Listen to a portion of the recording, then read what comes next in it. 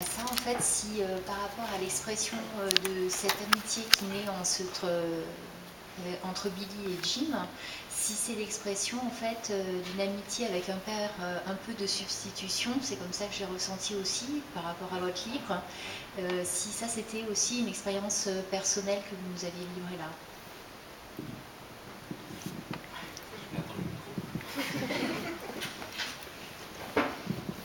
Bien, en réalité, non.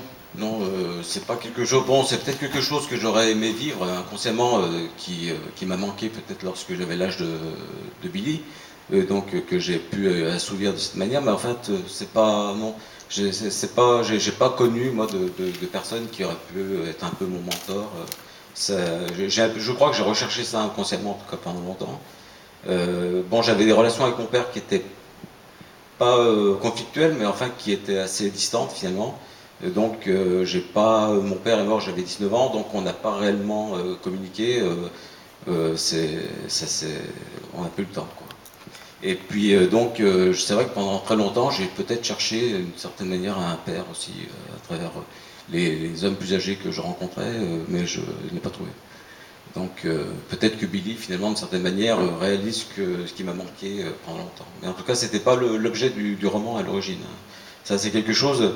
Bon, je sais bien que lorsqu'on écrit, on met une part inconsciente de soi-même. On n'est pas du tout maître absolu de nos inspirations.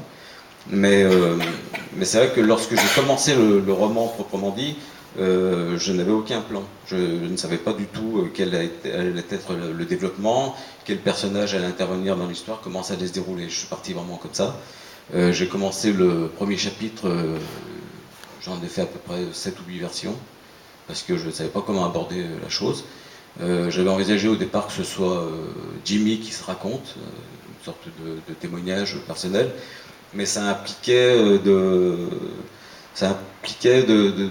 traiter de la guerre proprement dite, quoi, des combats. Forcément, il allait parler de ses épreuves et de ce qu'il avait vécu sur le terrain, et ça, je n'avais pas envie de le faire. Je voulais pas parler de la guerre dans le feu de l'action. Donc, j'ai cherché d'autres voies, et puis finalement est apparu un narrateur qui racontait le retour de ce vétéran. Mais à ce moment-là, je ne savais pas encore que c'était un adolescent. J'ai découvert pratiquement au fil des 2 premiers chapitres. Et puis ça s'est imposé à moi, comme quoi c'était un garçon de 13 ans qui avait l'âge de l'absence de Jimmy.